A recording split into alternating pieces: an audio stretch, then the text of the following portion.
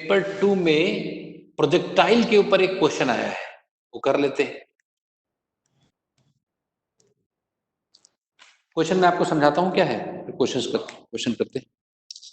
Projectile का एक question आया है पेपर 2 में, ठीक है। क्वेश्चन ये था कि ये ग्राउंड है, हॉरिजॉन्टल लेवल है, ग्राउंड है ऐसा एक प्रोजेक्टाइल को यहां से ऐसे उछाल दिया गया तो गिरेगा, फिर उछलेगा, फिर गिरेगा, फिर उछलेगा, फिर गिरेगा, ऐसे करते इनफाइनाइट टाइम्स ना, बहुत ज्यादा ऐसे करता चला जाएगा। एक बॉल को अगर थ्रो कर दिया जाए, फुटबॉल को अगर हिट किया जाए तो वो फुटबॉल गिरता है और फिर कम एनर्जी के साथ, क्योंकि कुछ लॉस भी हो जाता है ना, मेरी कुछ लॉस होगा, क्योंकि कोलिजन प्रैक्टिकली जो कोलिजन्स होते हैं वो इलास्टिक तो होते नहीं, वो तो पार्शियली होते हैं। तो कुछ लॉस होगा तो उनकी एनर्जी कम हो जाएगी, तो उतनी हाइट तक नहीं जा पाएंगे, फिर कम हाइट पर, फिर कम हाइट पर, तो धीरे धीरे करके इनफाइनाइट टाइम के बाद, मतलब इनफाइनाइट मतलब आफ्टर अ लॉन्ग टाइम, उनका जो वाइब्रेशन है अगर देखा जाए तो वो रुकता कभी नहीं है।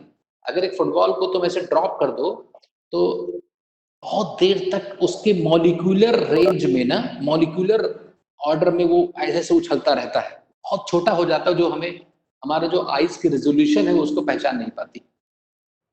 तो इसमें क्वेश्चन ये दिया है कि भाई यू नॉट स्पीड से हमने इसको फेंका पहले थीटा एंगल पर मान लो, फिर क्वेश्चन ये दिया है कि इसमें नेक्स्ट जो इसमें हुआ वो u naught by alpha, speed कम हो गई, एंगल वही है। फिर इसमें दिया गया है कि नेक्स्ट में फिर से अल्फा टाइम्स कम हो गई तो अल्फा स्क्वायर।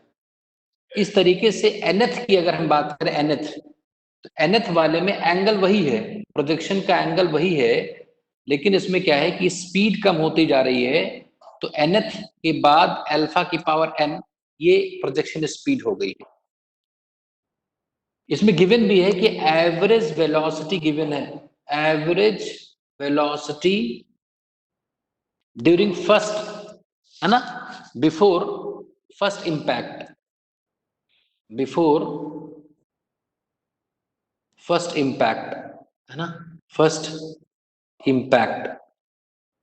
क्वेश्चन मिला किसी को? ये क्वेश्चन ये दिया गया है V1, ये V1 दिया गया है शायद, है ना। और हमें बताना क्या है, हमें ये बताना है कि एवरेज वेलोसिटी टोटल मोशन में कितना होगी, टोटल जो मोशन है इसका, टोटल जो मोशन है उसमें एवरेज वेलोसिटी का फॉर्म इन्होंने शायद कुछ लिखा है, क्या लिखा है भाई, 0.8, क्या लिखा है, 0.8 अल्फा, ऐसा लिखा है क्या? इसमें अल्फा की वैल्यू बतानी है हम लोगों को शायद। Yes sir. और ये इंटीजर टाइप का क्वेश्चन था, इंटीजर टाइप का, इंटीजर वाले टाइप में क्वेश्चन आया था। पहले पहले तो ये बताओ कि क्वेश्चन क्लियर है कि नहीं सबको। एक प्रोजेक्टाइल है जिसको फेंक दिया गया है और वो उछलता हुआ जाएगा, बार बार उछलेगा, कुछ अपने एनर्जी लूज करेगा और लूज करते करते एक टाइम ऐसा आएगा जब रुक जाएगा। बताओ इनफाइनाइट कितने कोलिजन्स होंगे? इनफाइनाइट कोलिजन्स होंगे, बोलना है भाई, किसी एक को तो बोलना है, ये तो ऐसे तो बड़ा गड़बड़ है।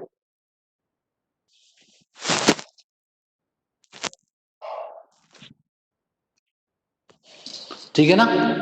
तो अब देखते हैं, हमें ये इंक फिल कर रहा था।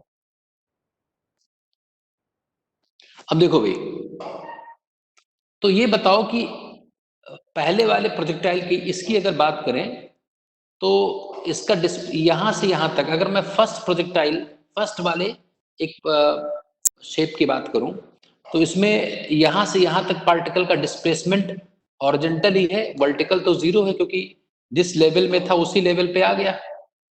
तो अगर देखा जाए तो पहले क्या, पूरे प्रोजेक्टाइल मोशन में अगर पार्टिकल यहां से फेंका गया और कहीं जाकर के ग्राउंड लेवल पर पड़ा हुआ मिलेगा तो उसमें सिर्फ हॉरिजॉन्टल डिस्प्लेसमेंट हुआ, वर्टिकल लेवल, वर्टिकल तो वापस उसी लेवल पे आ गया ना, तो वर्टिकल डिस्प्लेसमेंट जीरो हुआ, तो इसमें सिर्फ हॉरिजॉन्टल डिस्प्लेसमेंट है। तो अगर पहले वाले, पहले इंपैक्ट के पहले की बात करें, इस वाले मोशन की बात करें, तो इसमें जो ये बता रहे हैं ना कि V1 है, V1 एक्चुअली क्या है, जो हॉरिजॉन्टल वेलोसिटी है वही तो होगा, देखो एवरेज वेलोसिटी क्या होती है? एवरेज वेलोसिटी होती है total displacement by total time. तो या तो तुम इसका रेंज निकाल करके टाइम ऑफ फ्लाइट से डिवाइड कर दो, वो तो है ही है। दूसरा तरीका ये है कि जब हॉरिजॉन्टल ही इसका डिस्प्लेसमेंट हो रहा है, वर्टिकल वाला डिस्प्लेसमेंट तो जीरो है, तो हॉरिजॉन्टल में तो वेलोसिटी कांस्टेंट होती है ना, तो हॉरिजॉन्टल वेलोसिटी कांस्टेंट होती है। तो अगर हॉरिजॉन्टल वेलोसिटी कांस्टेंट है तो उसका average u naught cos theta ही होगा सिर्फ, बस। भाई जो चीज कांस्टेंट है उसका एवरेज तो उतना ही आएगा ना। जैसे टू टू टू टू को इनफाइनाइट टाइम्स ऐड करके एवरेज निकालो कितना होगा, कितने नंबर हो तो टू आएगा। तो हॉरिजॉन्टल इसकी जो वेलोसिटी है वो कांस्टेंट है, वर्टिकल डिस्प्लेसमेंट जीरो है, तो वर्टिकल से कोई मतलब नहीं रहा।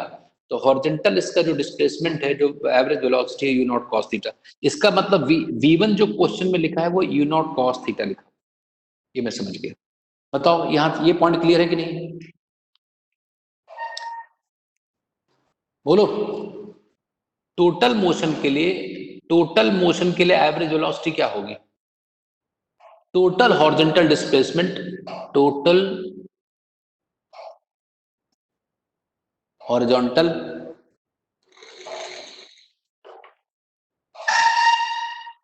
Displacement by total time taken. Average velocity का यही फॉर्मूला होता है, बस बहुत दिनों से 9th क्लास 8th क्लास से ही पढ़ते आ रहे हैं कि एवरेज वेलोसिटी क्या होती है, total displacement by total time. तो टोटल डिस्प्लेसमेंट कितना हुआ भाई? यहां वाला डिस्प्लेसमेंट प्लस यहां वाला डिस्प्लेसमेंट, है ना? ऐसा होता चला गया। अब इसमें पूरे मोशन में हॉरिजॉन्टल वेलोसिटी नहीं, कांस्टेंट नहीं रही है, क्योंकि घट स्पीड घट जा रही है ना। अरे समझ पा रहे हो कि नहीं? पूरे मोशन में जो हॉरिजॉन्टल वेलोसिटी है, जैसे पहले वाले मोशन में, पहले वाले इस शेप में horizontal velocity you naught cos theta है। दूसरे में कितनी हो गई? You naught by alpha cos theta. तीसरे में क्या हो गई? You naught by alpha square cos theta. तो अब हॉरिजॉन्टल पूरे पूरे मोशन के दौरान हॉरिजॉन्टल कंपोनेंट कांस्टेंट नहीं है, इसलिए हम सीधा वो नहीं लिख पा रहे हैं जैसे इस केस में लिखा था। हमें ये फॉर्मूला लगाना पड़ेगा। तो बताओ पहले वाले प्रोजेक्टाइल में रेंज कितना होगा? हमें डिस्प्लेसमेंट ऐड करना है ना, तो ऐड करते जाएं। तो पहले वाले में R1 plus R2 plus R3 plus plus जितने Rn, और n टेंड्स टू इन्फिनिटी है ना, यही तो होगा। अरे बोलो। Yes sir. दूसरा नीचे टाइम टेकन, पहले का टाइम ऑफ फ्लाइट प्लस दूसरे का टाइम ऑफ फ्लाइट प्लस तीसरे का टाइम ऑफ फ्लाइट प्लस ऐसे करके nth का, और n टेंड्स टू इन्फिनिटी है ही। R1 क्या होता है? रेंज क्या होता है? Horizontal velocity into time of flight.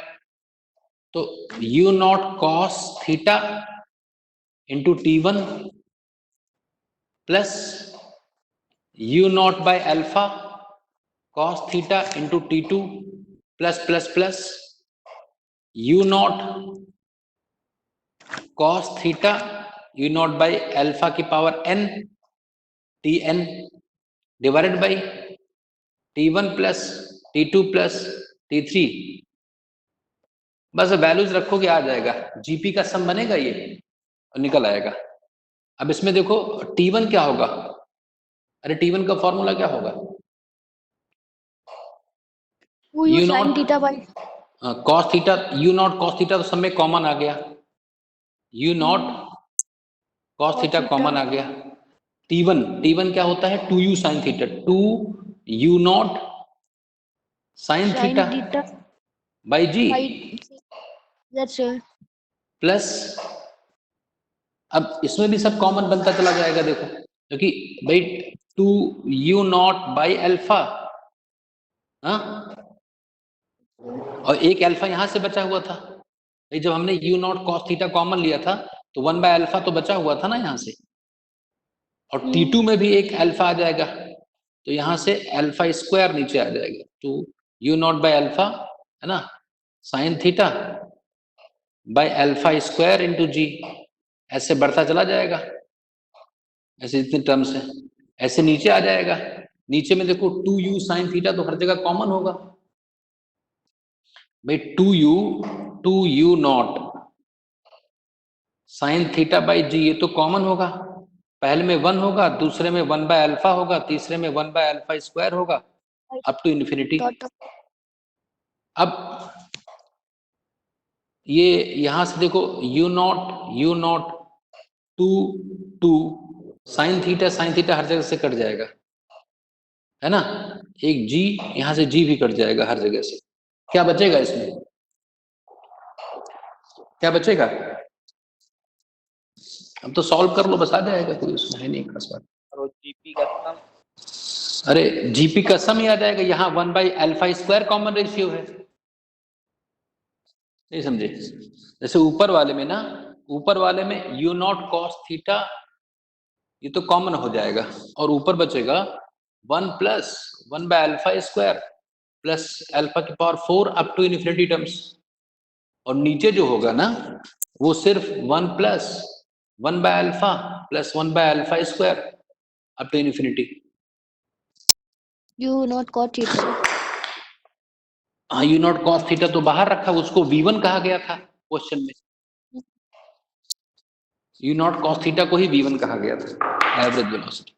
तो ये V1 हो गया, इसका सम क्या होगा 1 by 1 minus 1 by alpha square, और इसका हो जाएगा 1 माइनस 1 बाय अल्फा और नीचे 1, क्यों? यस सर, तो V1 और ऊपर 1 माइनस 1 बाय अल्फा, तो नीचे 1 बाई 1 प्लस अल्फा तो बचेगा। Yes Yes, sir. और ये दिया गया है 0.8 V1, नहीं समझे, कंपेयर कर लो। ये लिखा है alpha over 1 plus alpha is equal to 8 by 10, तो 10 alpha is equal to 8 plus 8 alpha, तो 2 अल्फा बराबर 8, तो अल्फा इज इक्वल टू 4।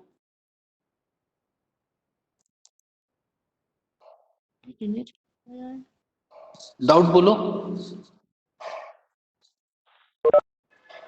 हाँ नो सर, भाई, सबको सुनाई पड़ रहा है बच्चे? Yes sir. जो नए बच्चे हैं, जो अभी 12th पास किया जिन्होंने, उनको कोई डाउट है इस कंसेप्ट में? ये तो बहुत सिंपल क्वेश्चन है भाई, ये जीपी का है क्वेश्चन, मैथ्स का क्वेश्चन, फिजिक्स का कहाँ है ये? एवरेज वेलोसिटी का फॉर्मूला सबको पता ही होता है। एवरेज वेलोसिटी हमेशा होता है total displacement by total time, बस उसको यूज कर दिया गया। अब 2018 की बात करें हम, 2018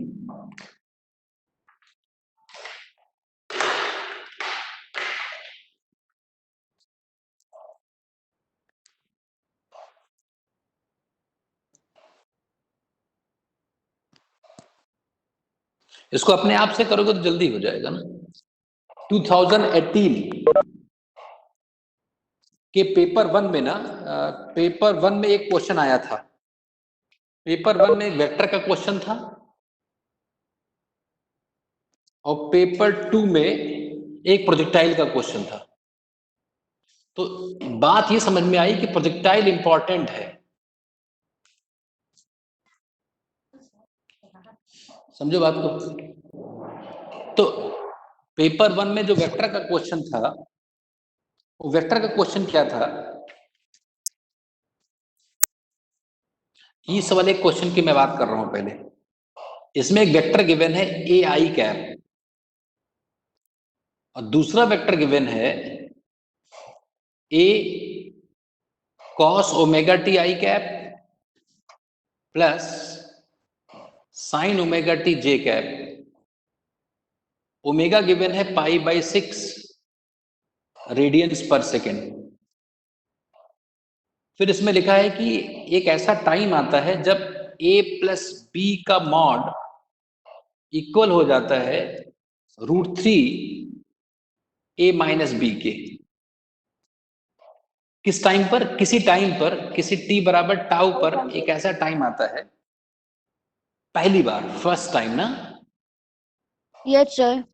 तो हमें टाउ की वैल्यू निकालनी है, इंटीजर टाइप में है शायद ये Yes, sir. इंटीजर टाइप में क्वेश्चन है। Question clear? दो वेक्टर्स गिवन है, आयुष्मान,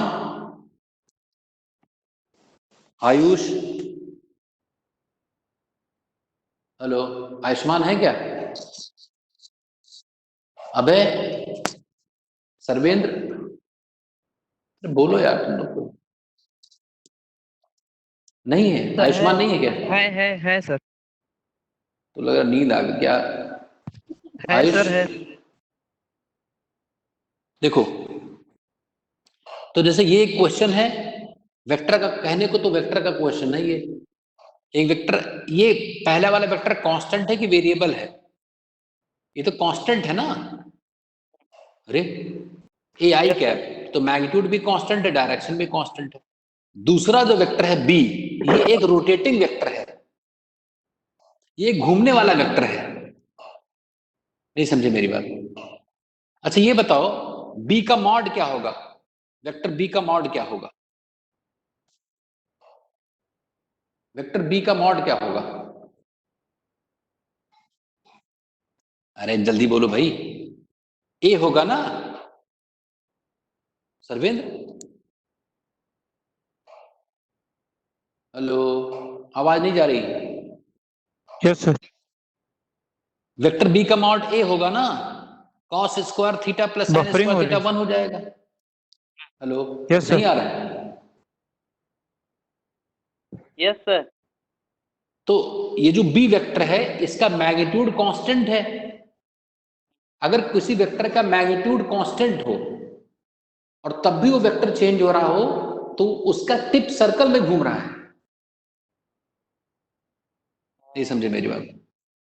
अगर किसी वेक्टर का मैग्नीट्यूड कांस्टेंट हो, मतलब वो बढ़ नहीं रहा है, अगर कोई लेंथ नहीं बढ़ रही है तब भी चेंज हो रही है, तो सर्कल में ही तो घूम रही है। Yes. इसका मतलब जो बी वेक्टर है वो भी सर्कल के रेडियस, मान लो ए रेडियस का एक सर्कल में बना लूं, आप समझना बात को। मान लो ए रेडियस का एक सर्कल बना लूं और मैं इसको पॉजिटिव एक्स कह देता हूं मान लो, और ये पॉजिटिव वाई है मान लो। तो क्या अगर इसका इसका रेडियस में ए मान लूं, ए इस सर्कल का, तो क्या पहला वेक्टर मैं ये दिखा सकता हूं, ये वाला, ये पहला वेक्टर है कि नहीं ये वाला? जल्दी बोलो।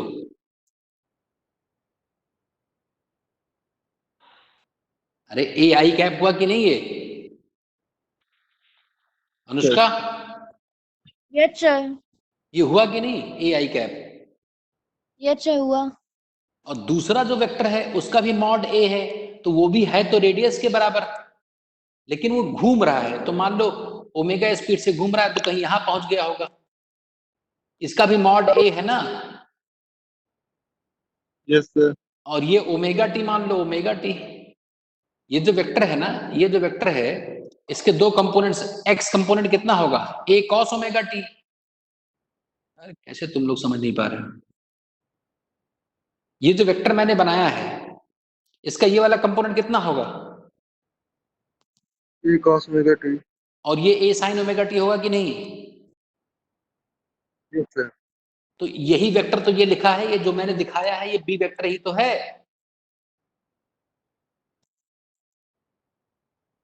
Yes, sir. आगे sir. Sarvendra, Anushka, Yes, sir. ये समझे कि नहीं? हाँ सर, समझ में आया। भाई बी वेक्टर भी तो सर्कल पर रहेगा क्योंकि उसका मॉड ए है, रेडियस ही है, बस घूमता हुआ वेक्टर है। बी घूमता हुआ वेक्टर है और ए कांस्टेंट है, बस, और कोई अंतर नहीं। तो जब घूमता रहेगा तो इसके बीच का एंगल चेंज होता रहेगा। अब इन दोनों वेक्टर्स को जोड़ेंगे तो जोड़ने पर तो, अगर दो वेक्टर्स को जोड़ दें तो ए प्लस बी ये होगा कि नहीं होगा, ये ए प्लस बी, ये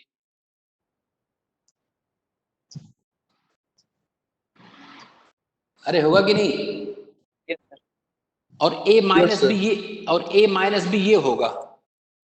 अगर ए में से माइनस बी घटाओगे ना तो ये आ जाएगा वेक्टर। ए में माइनस बी जोड़ोगे तो ये वाला वेक्टर हो जाएगा, ए माइनस बी, इधर वाला, इसका टिप ऐसे होगा,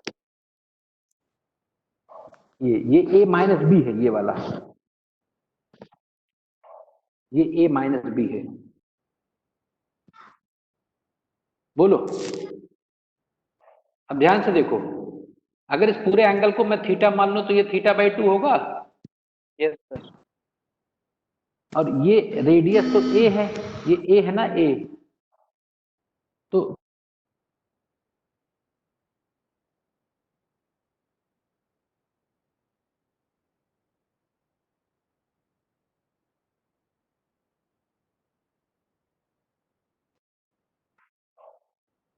ये y मान लो होगा, ये ट्रायंगल की बात कर रहा हूं। तो यहां से देखना, ज्योमेट्री का क्वेश्चन है ये, tan θ/2 को मैं x/y लिख सकता हूं। बोलो, x क्या है, x